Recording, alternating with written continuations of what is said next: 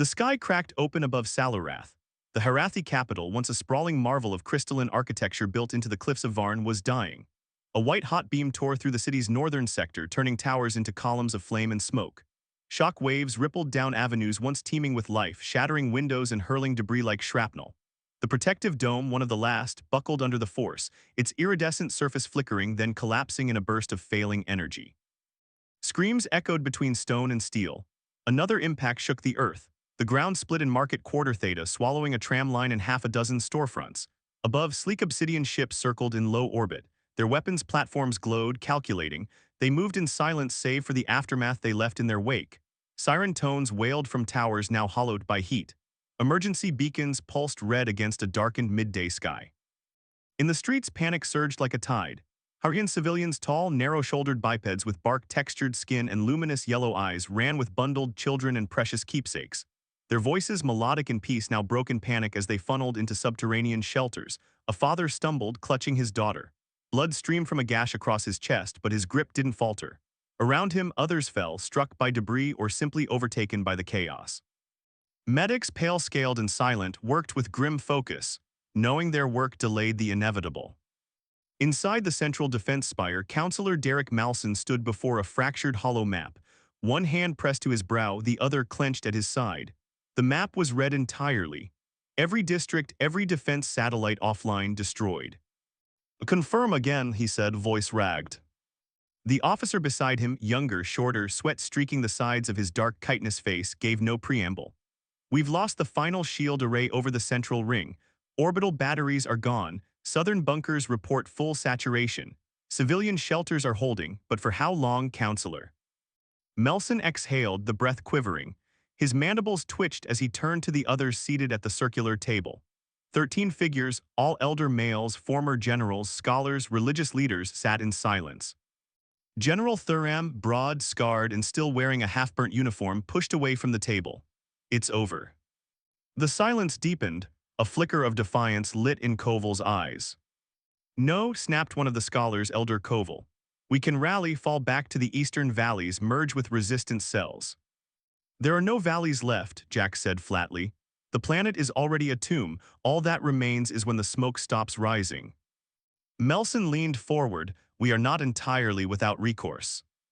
The others looked at him, the silence thickened.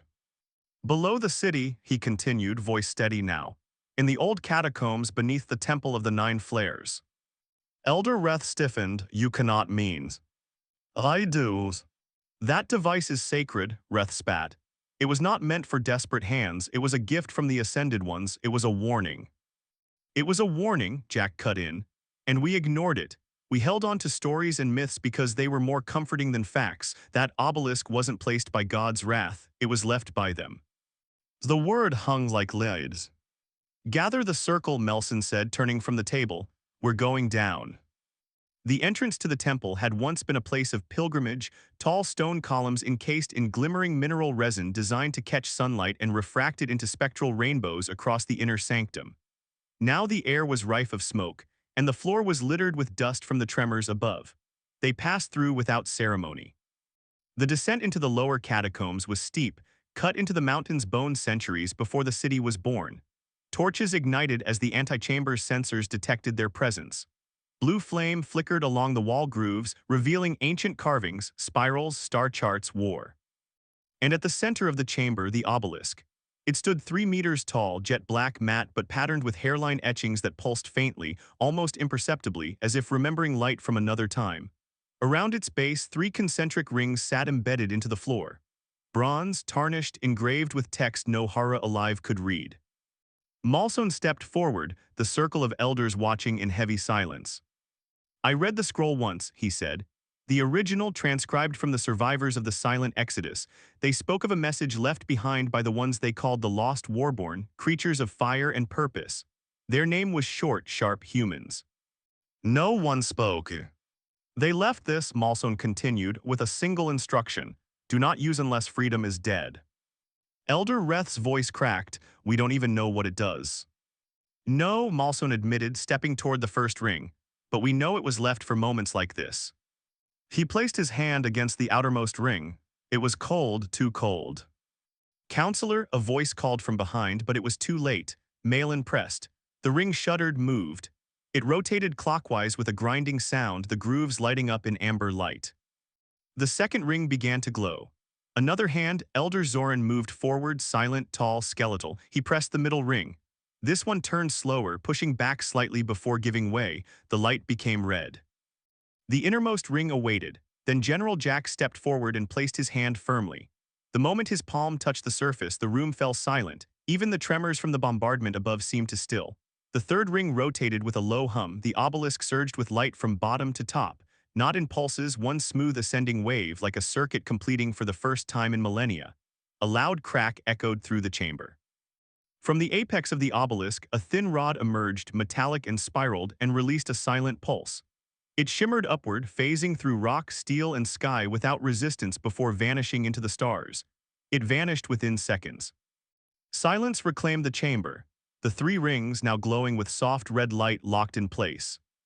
Far above in orbit, several ships of the Coalition detected the surge. Their analysts flagged it as a high-energy burst on an unrecognized frequency. Inside the command bridge of the Coalition dreadnought Atanax, Admiral Vortalum reviewed the signal with a smirk. His armor gleamed under the sterile white lights, a sharp contrast to his hairless purple-gray skin and elongated jaw. He glanced at Lieutenant Cray, a young insectoid officer from the Gresscast who was blinking nervously. "Ritual broadcast," Talum said with amused disdain. "Last gasps from primitives who still believe in prophecy." "They used a deep-band subspace channel," the lieutenant murmured. "Unregistered, untraceable." Talum waved him off. "If they had a real fleet, they'd have used it by now. The bombardment continues. Let's end this within the day." Deep in the temple chamber, the red light of the obelisk faded to a dim pulse. Mausen looked up. No change, no answer, no sound from the heavens, just the still, musty air. General Jack stood beside him. "That's it." Melson nodded slowly. "They won't come. It was a myth," Reth whispered. "Maybe," Melson said, voice quiet. "Or maybe they left because they knew what was coming. Maybe they knew we would need them again, that all of us would." The red glow pulsed once more, slower now. Above, the bombardment resumed. "They didn't know what the artifact would do," Malson murmured. "Only that it was meant to be used." The ground shook again. Dust rained from the ceiling and the chamber echoed softly as if remembering the words itself, when freedom was dead. The pulse registered at A347 Standard Galactic Time inside Orbital Command Station Eguren 4. The data came as nothing more than a flicker, an irregular spike in subspace resonance across a decaying frequency band. No alarms were triggered, no protocols were breached. It was catalogued, queued, and flagged for review. Lieutenant Kale Voss, a young technician from the Ulari species, tall and narrow-eyed with mottled skin and scaled cheek ridges, glanced at the anomalous readout once, twice, then dismissed it with a tap of his clawed fingers.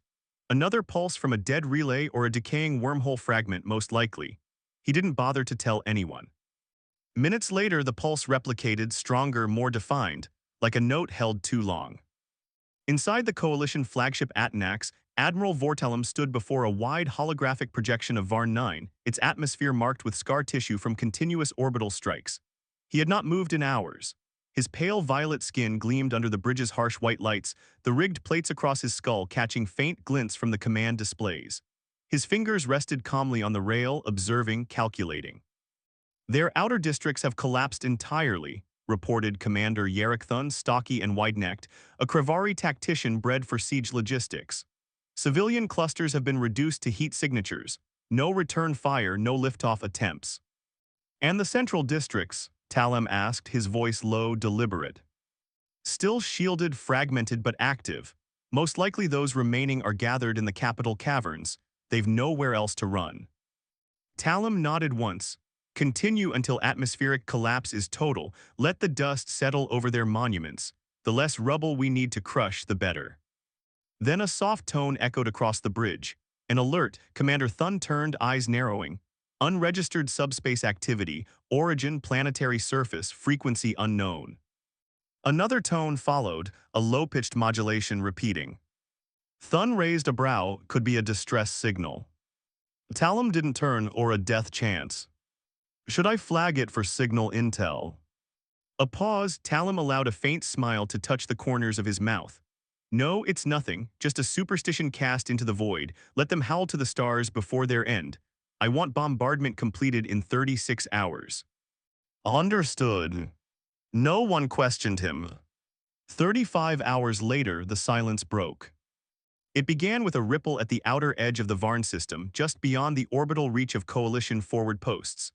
Space began to deform, subtle distortions like tension pulling through vacuum. Gravity well sensors pinged faintly, then louder. Instruments recalibrated. A pattern emerged, not random, unnatural. From the central data spine of Atanax, a new AI designation, Sierra 7, spun up a deep space mapping sequence, collating live telemetry from over 200 vessels. The Coalition fleet, massive and coldly efficient, was spread across orbit in gridlock precision. CRA-7 analyzed the gravitational discrepancies.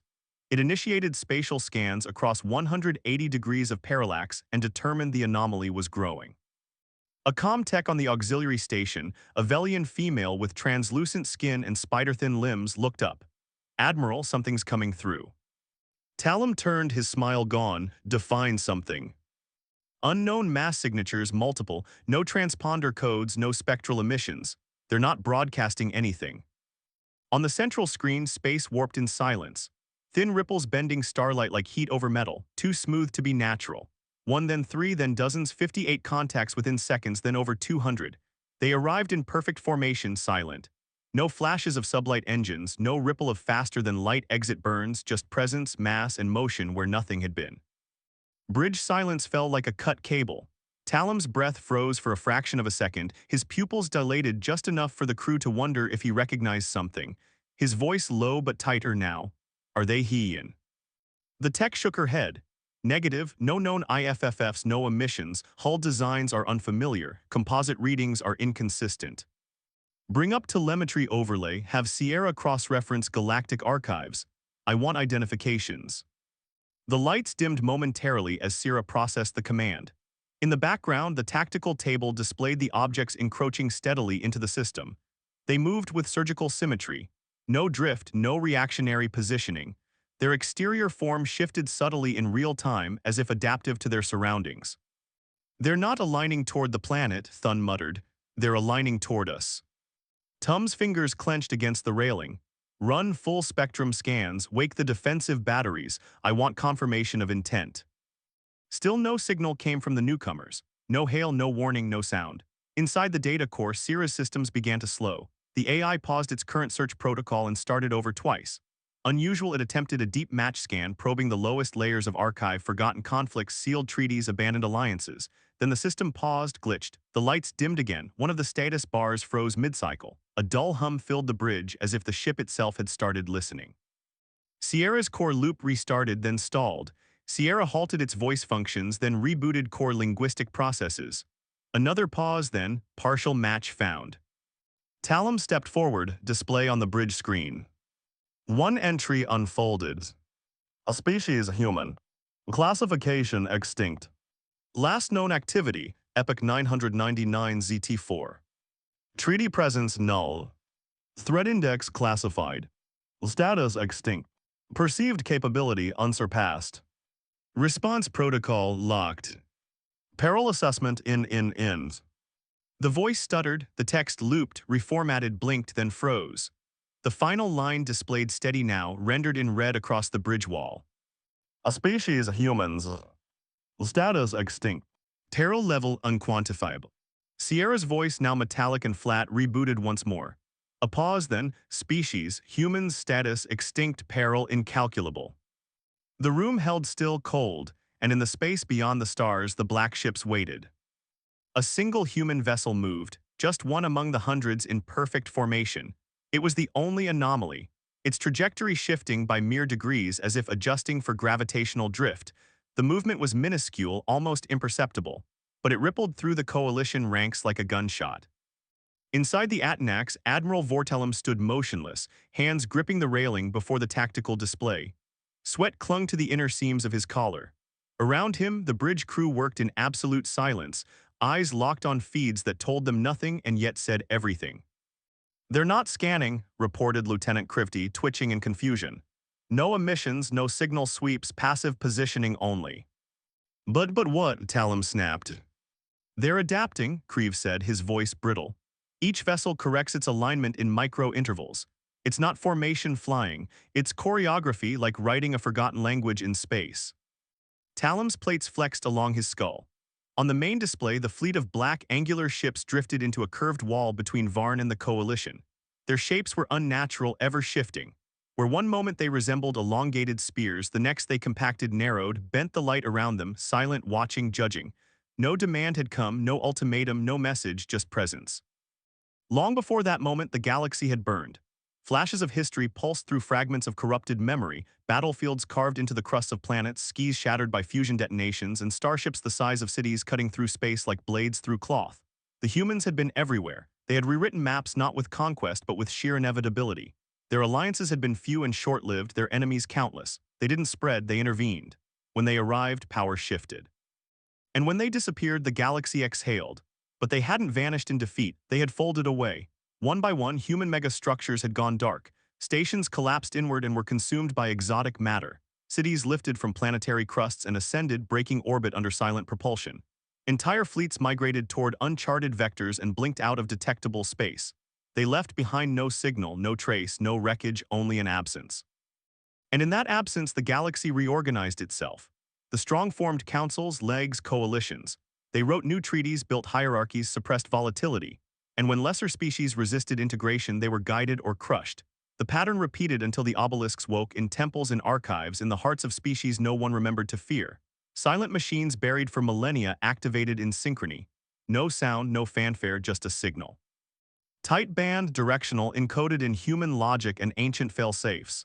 A signal received, a protocol triggered. Return authorized. Back in orbit above VR-9, the Coalition fleet was unraveling, quietly, invisibly. Admiral, we're losing shield cohesion across segment Delta and Epsilon, reported Thun.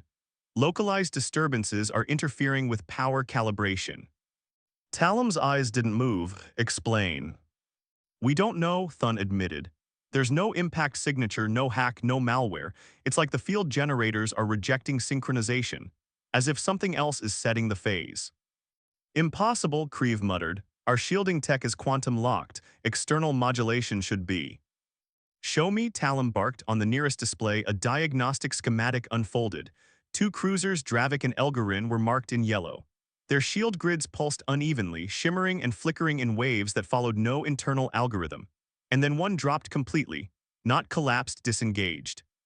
No weapons fire, Thun whispered. No electronic spike, just gone. Talam's hands curled into fists. Get me a channel, all frequencies, broadcast demand for identification. Kreve hesitated, sir. Now, across the void, the signal was sent. This is Admiral Vorum of the Galactic Coalition Fleet. Identify yourselves. You are entering a protected orbital combat zone. This is a violation of Article 9. Respond immediately. Silence. 10 seconds passed, then 20. Talam's command crew began to glance at each other. Subtle movements of uncertainty and tension. 30 seconds. One of the junior officers shifted his weight, then quickly froze, as if afraid even movement might trigger a response. Then finally the response came. One ship centered in the human line broadcast a single return pulse. Not a voice, a file. It unfolded across the Coalition's comms like a verdict. Treaty 1 Delta. Record confirmed under Provisional Interference Protocol. Call received, freedom compromised, intervention authorized, execution in progress. The message ended, no flare, no burst, just a silence that didn't feel empty. Then came the collapse. No modulation, no emotion, a mechanical delivery wrapped in absolute certainty. Commander Thun looked up from the message feed, his throat dry. That's not a warning, it's a sentence. Another ship flickered. Its silhouette distorted briefly just for a frame, a shimmer of something too complex for visual processing. On the Atanax's bridge, emergency readouts began to light up. Shields collapsing on Vassar, Niljek, and Barum, all three showing catastrophic resonance mismatches. How is this possible? Kreve stammered. Talam said nothing. It's not a weapon, Thun murmured. They're not attacking us, they're disabling us. Across the tactical map, Coalition ships began to show errors in propulsion sync. Targeting matrices cycled endlessly, unable to lock. Communications between vessels looped into incoherent echoes, fragmented, spliced, misouted. Even Atanax's internal AI stuttered, processing cycles looping in silence then cutting off entirely. The ship had gone deaf to itself. Someone was reprogramming the space around them. Talum finally spoke, "Prepare to fire." "No targets acquired, sir," Cray said, nearly breathless. "Our targeting systems won't hold lock." "They're blind," Thun whispered. "Sir, they're blinding us without firing a shot." Tum turned toward the display. The human fleet remained motionless, silent. Their hulls absorbed light like event horizons, not attacking, just present, waiting, and for the first time in years, Admiral Vortalum did not speak. The war wasn't ending, it was being overwritten. He simply stared into the black wall of ships and saw his war unravel in silence. The shot wasn't authorized. Aboard the Cavrith, a medium-class coalition frigate stationed along the second orbital tier, Subcommander Irath Vulik shouted orders that were either misheard or ignored. A junior weapons officer, nervous, green-scaled, four-fingered, and soaked in sweat, slammed his palm against the trigger surface. A pulse cannon flared to life. A brilliant lance of energy burst from the vessel's forward arc, ripping across the void toward the nearest human vessel. Coalition protocols immediately flagged the shot as unauthorized. The fleet-wide channel erupted in overlapping voices. "Who fired? Stand down. Identify who fired now." The human ship didn't flinch, it didn't move. The pulse crossed the space between them, seconds only, but the tension twisted reality itself. The projectile never reached its target because there was no impact, no detonation, no countermeasure. Instead, a line appeared, thin, clean, oblique. The caver's hull split down the center, not torn, not melted, separated like a line erased from a page. A cold silver filament, so faint it might have been a shadow, extended from the nearest human vessel for just a moment. Then it vanished. There was no sound, no light, no recoil. Just the front half of the caver drifting forward slowly, peeling away from the rear. Atmosphere vented in an elegant arc. Bodies caught mid-motion, still strapped to their posts. On the Atanax, Admiral Vortalum didn't move.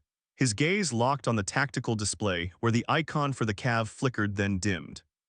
"Do not return fire," he said. But it was too late, the humans were already moving. The formation, once static and aligned like a monument, began to shift. Units rotated inward, spacing calculated to the meter. Some vessels ascended out of the orbital plane while others dipped low, creating overlapping fields of influence. It was a maneuver, but it felt like something else, like architecture being built in motion. Lieutenant Kree's voice cracked through the silence. New heat signatures across the human fleet, low-yield M surges, vector patterns unknown. "They're warming systems," said Commander Thun, plates drawn tight, "not weapons processors."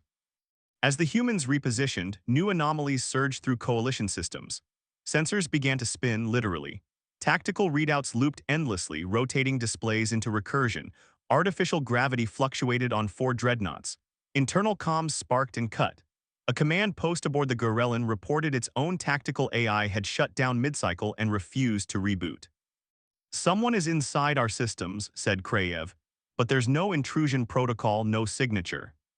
Admiral Tail stared at the map. His own display fuzzed at the edges, as if the simulation couldn't keep up with what was being rendered. "They're not in our systems," he murmured. "They're in the space around it." Across the fleet, bridge crews fought a losing battle against ghosts. Manual overrides failed, power grids blinked, auto-targeting spun in frantic circles. That's when the human intervention began. It wasn't missiles nor beams, just precision. A single drone barely a meter across darted from a human destroyer, no visible propulsion. It moved like a thought, diving into the engine wash of the coalition frigate Effersonen. Moments later, a cascade of plasma bloomed from its starboard stabilizer. The ship rotated out of formation, helpless, trailing vapor. No explosion, no counterattack, just silence. Another drone, a triangle of shifting metal, embedded itself against the hull of the Jarenvac. It vibrated, that's all. Then the ship's comms died. Engines froze, lights went out, it didn't fall, it simply drifted, crippled. Still no demands, no broadcasts, no threats, just action, deliberate and absolute. And for the first time, the coalition realized what it meant to be seen and not heard. Admiral Talium gripped the edge of the display, the rigged plates of his hand flexing under strain. "Where are they targeting?" Thun replied, grim, "Not weapons, not life support. They're crippling maneuvering systems, communications, field integrity nodes. They're carving out our capacity to coordinate." A ripple of motion passed through the human fleet. For the first time they expanded, not aggressively, deliberately. Units moved outward into a sphere. Each one covered another coalition vessel with overlapping sight lines. More drones launched. They didn't fire. They landed softly like insects on glass. Coalition crew scrambled. Some tried to shoot them off with hand weapons. Some vented sections. It didn't matter. Where the drones landed, systems went dark. Entire cruisers were reduced to sensor ghosts in under a minute. From orbit, Varn 9 flickered beneath the storm. Fire still raged across its surface, but now the planet looked up and saw silhouettes overhead, jagged, angular, silent. The humans had not invaded. They had intervened. On the bridge of the Atanax, Commander Thun whispered, "We can't fight them." Talum didn't respond. One remaining coalition battleship, the Verenic, attempted to re-engage, charging a forward cannon. The system stuttered, fired off course. The round spun uselessly into the upper atmosphere of the planet below. A reply came instantly. From the void, a lattice of red light flickered. It didn't strike the Verenic. It struck space right in front of it. The entire field ahead collapsed. Gravity twisted. The Verenic lurched back, its own momentum arrested mid-flight, redirected by something invisible. No force, no impact, only correction. "They're rewriting physical constants," Creve said, eyes wide. "That wasn't a shield, that was spatial denial." Talum's voice was flat. "And yet they haven't fired a single shot. No explosions, no flame, just entropy." Across the coalition fleet, ships either powered down, spiraled out of position, or were surgically rendered irrelevant. The war had begun, and still the humans said nothing. The sky above the Hathai capital was no longer dark. It glowed, not with fire but with motion. Angular shadows slid across the smoke-choked clouds, too precise to be natural, too fast to be counted. Children stood at the mouth of the lower shelter tunnels, eyes wide, arms held tightly by parents who couldn't decide whether to run or kneel. Ash drifted over the ruins of Salarith like falling snow. And high above, something broke the atmosphere. It didn't roar. It didn't burn. It shimmered. A single human fighter streaked across the sky in a blur of silver and blue, trailing no exhaust, emitting no sound, just a ripple like the air itself bending out of respect. Then a second, then 10, then a formation of them, flying in lattice, diamond, spiral shapes that didn't make sense to the eye but pulsed with rhythm. And below, on a shattered balcony overlooking the Western District, Elder Reth Coven, one of the last surviving Temple Fathers, fell to his knees. His bark-textured hands trembled as he pointed to the sky, voice cracking under the weight of 1,000 retellings that had never felt real. "The gods came in machines," he whispered, "and they were waiting for us." The words echoed across the fractured plaza, picked up by others too stunned to move. Behind him, a child let go of his mother's hand, stepping into the red glow reflecting from the clouds, mouth parted in awe. "Are those the ancients?" he asked.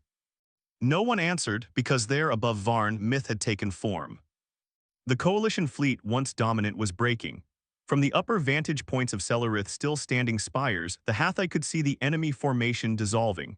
Dreadnoughts spinning out of sync, destroyers drifting off axis.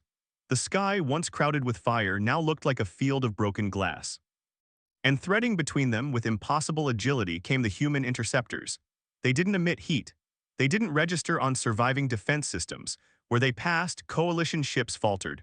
One losing its helm control, another sputtering and spiraling into low orbit before being caught mid-fall by some invisible field. But there were no kills until the coalition tried to run. It started with a trio of frigates burning hard toward the outer atmosphere, breaking formation in a desperate arc. They fired decoys, flared chaff, everything they had left. It didn't matter. From above, 9 human fighters descended like streaks of starlight. There was no chase. They passed once, just once, over the escape corridor. The frigates slowed. No weapons struck them. No explosion bloomed. But each ship's engines flickered out simultaneously, as if a single thought had cut through their command cores. They coasted now, cold and powerless. Then the humans were gone again. Only trails remained, blurred distortions, fatting arcs across the sky. The Hathai watching from the shelters below didn't understand what they'd seen, only that it was too fast for their minds to grasp, too silent to feel safe, and too perfect to doubt. In one of the subterranean infirmaries, an elder healer named Verak Tesh, gray-scaled, one blind eye clouded with age, lifted his head as the ground above shuddered, not with impact but with presence. "They are not here for us," he murmured to the room. "They are here because of us." And no one argued. From orbit, Admiral Vortalum watched his command grid dissolve. Every attempt to regroup failed. Every order issued was garbled, rerouted, ignored, not by malice but by futility. His ships responded to nothing now. His authority was being unmade in silence. One of his last operational cruisers, the Naxier, broke formation and tried to fold space, igniting its FTL drive at the system's edge. Before it could disappear, a field enveloped it, a shimmering veil like liquid glass. The jump drive cycled but didn't activate. It wasn't destroyed. It was held, then released. The Nexio spun helplessly as its drive shut down mid-sequence. Its crew had no idea why. Down on Van 9, the Watchers didn't know the names of the ships or the battles being fought above. They only saw the sky clearing. The flames that had devoured the upper sectors were dimming now, not extinguished, contained, reducing. The cloud banks peeled back. The air was still scorched, the ground still bleeding, but the panic had stopped because someone had answered the call. No one heard the humans speak. Not a single word came from them, but their presence spoke louder than any proclamation. They were not allies, not conquerors, not saviors. They were balance returning. In the city square where statues had once stood before being melted by plasma strikes, the people began to gather. They simply came, silent, dust-covered, wounded, eyes in the sky. Children pointed. Mothers wept without knowing why. Fathers stood still, their plates drawn tight, heads bowed not in fear but in reverence. Elder Coven's voice came again, louder this time. They waited. For all this time they waited, not to rule, not to punish, but to remember. And now so must we. And in that silence, the Harathi remembered what it meant to be seen by something greater and not be afraid. And overhead, as if in response, a dozen more human ships broke from low orbit and climbed into the upper layers of atmosphere. They didn't fire, they didn't descend. They simply stood watching. From horizon to horizon, Van 9 was ringed. The coalition had not been defeated by force, it had been defeated by memory. And across the planet, among the broken and the brave, the Hathai began to understand. The legends were true and they were alive above Varn. As silence settled over the battered skis and the last echoes of retreat faded into empty channels, the coalition fleet hung fractured in orbit. What had begun as dominance was now a question without structure. Inside the command cores of their greatest vessels, lights still blinked and consoles still hummed. But something deeper had broken, something no sensor could track. On the Atanax, Admiral Talam stood watching a battlefield where the war no longer obeyed his logic, unaware that the true dismantling had only just begun. The Atanax shuddered as another of its companion vessels went dark. No explosion, no external impact, just silence followed by the slow flickering death of the Dramelin systems, one subsystem at a time. Inside the coalition command chamber, panic was no longer beneath the surface. It was visible, audible. Tactical officers shouted over one another, fingers racing across their consoles, eyes wide with data that contradicted itself. Communications from Sector Gamma are echoing backward. Sensor loops are registering phantom signatures awaiting clarification. We've lost predictive targeting on the upper arc. The AI can't calculate intercept paths. Admiral Vortelum stood at the center of it all, unmoving, pupils dilated. Behind his composure, he knew the pattern. He had studied hundreds of battle doctrines in his lifetime, but this wasn't a doctrine, it was a collapse. A voice called from the upper tier of the chamber, Commander Elgar Tarth, broad-shouldered, red-skinned from the Hearcast of Cernari. He'd fought in 7 campaigns and held the line against a Vorder swarm. He was shouting. Now we're not facing a fleet. Chalum turned his head slightly. Tarth's voice cut through the chaos. This isn't a fleet, it's a system. We're inside it and it's closing around us. Out in orbit above the war-scarred hemisphere of Var 9, the battlefield looked static. But closer inspection revealed movement, subtle, intentional, perfect. The human vessels, once aligned in a simple wall, had formed a lattice of influence. They no longer moved toward targets, they moved around them. Coalition cruisers rotated in place, trying to adjust. One destroyer, Velgos, attempted a full burn strafe toward the planet's dark side. Midway through the maneuver, its gravity coils buckled, not damaged, inverted. The ship folded halfway through the turn, one side pulling in a direction it no longer understood. Artificial gravity failed. Crew were pinned to walls. Decks collapsed inward. Emergency protocols triggered, then shut off. The ship simply stopped functioning. Above the coalition battle grid, a sensor blind spot widened. Artificial, constructed, exact. 2 human ships shifted position by less than half a degree. In the center of that wedge, a coalition capital carrier, the Revenik, lost all external uplinks. Its hangar bay doors refused to open. Its ammunition loaders locked mid-cycle. Auto-targeting spun in a loop, unable to find a fix on objects that weren't cloaked but absent from registered mass catalogs. A junior tactician on the Revenik stared at the empty sensor grid, sweat dripping from his brow. They're not invisible, he whispered. They don't exist.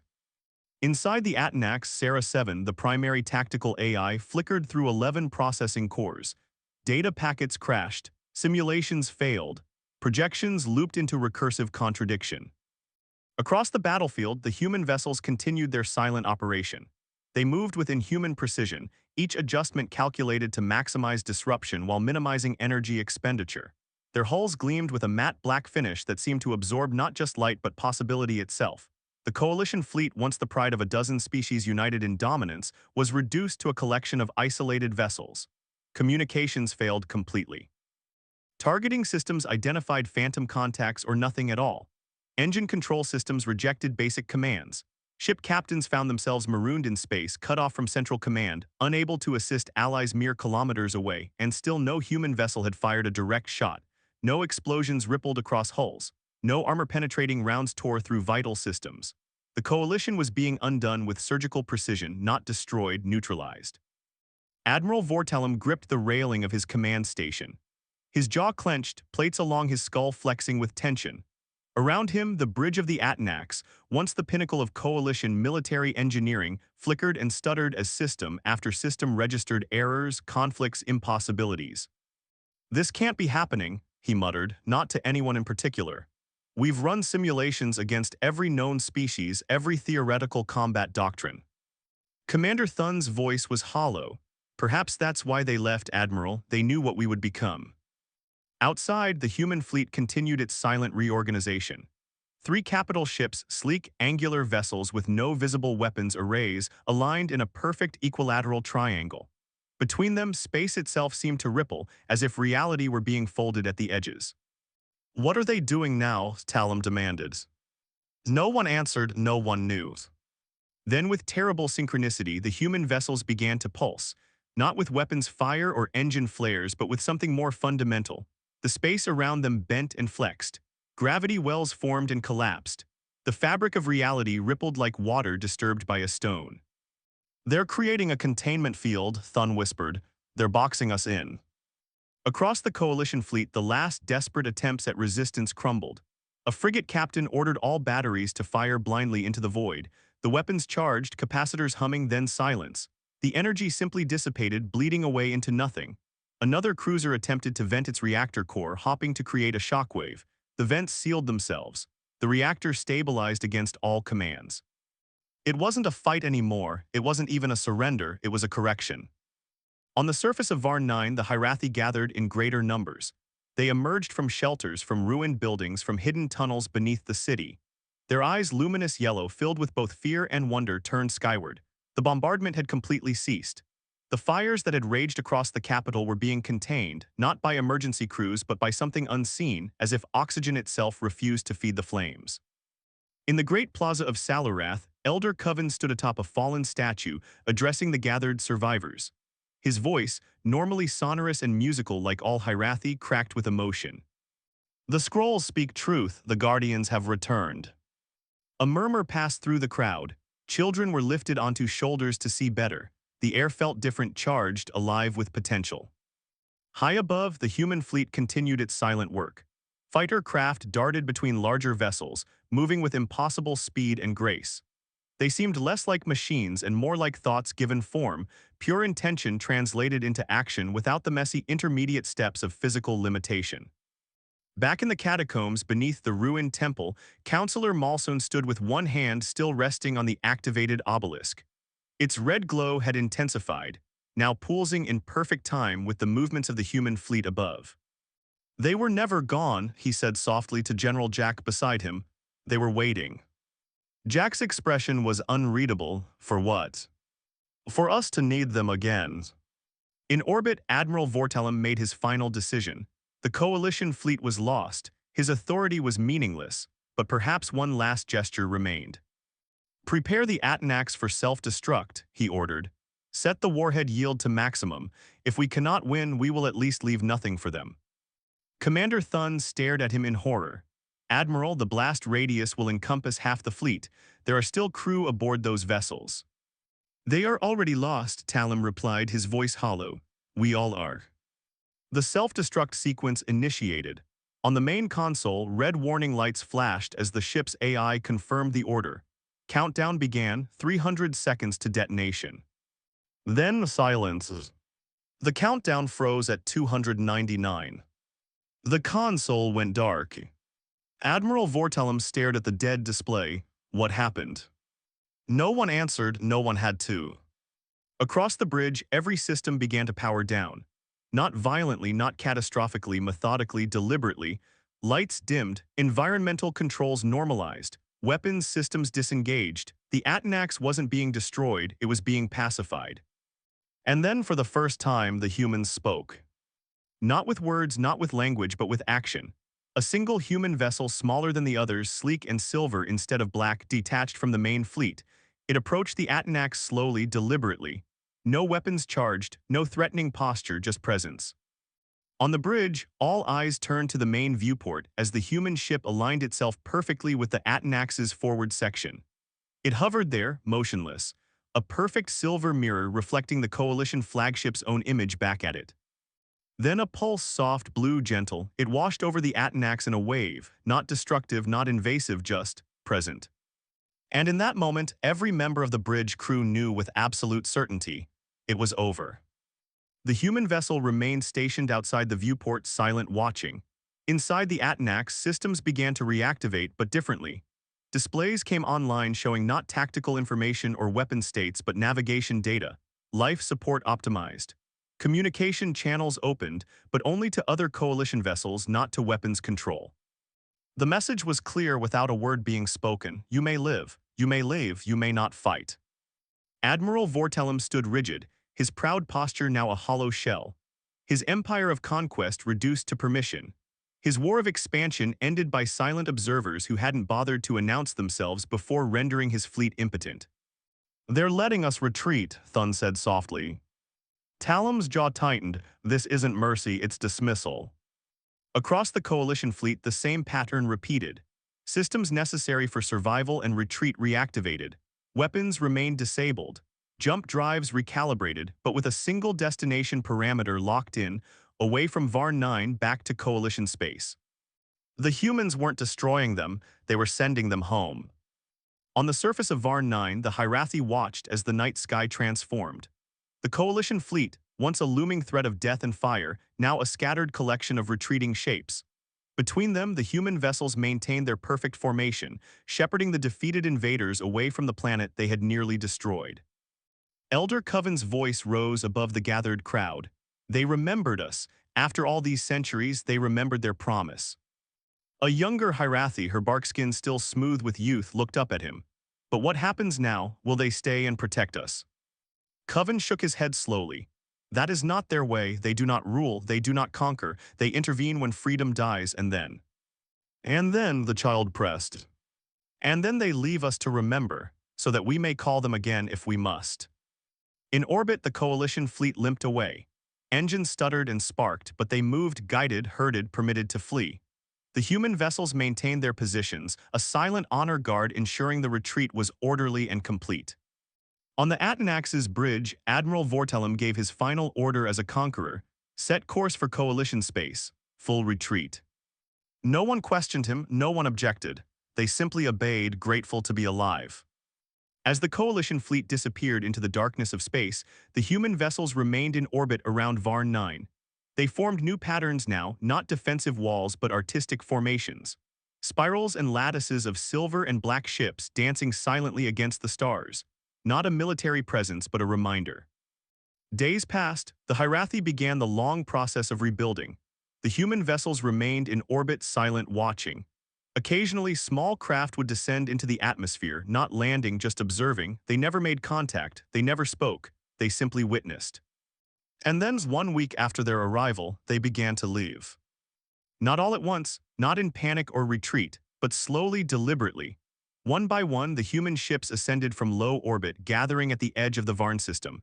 Their formation shifted one final time, a perfect sphere, every vessel equidistant from its neighbors. On the surface, Elder Coven watched through a cracked telescope salvaged from the temple ruins.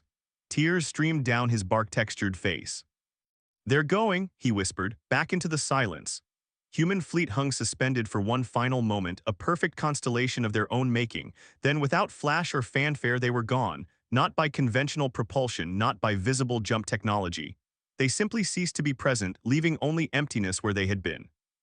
In the temple catacombs, the obelisk's glow faded to a dull red ember. Counselor Malson placed his hand on it one final time.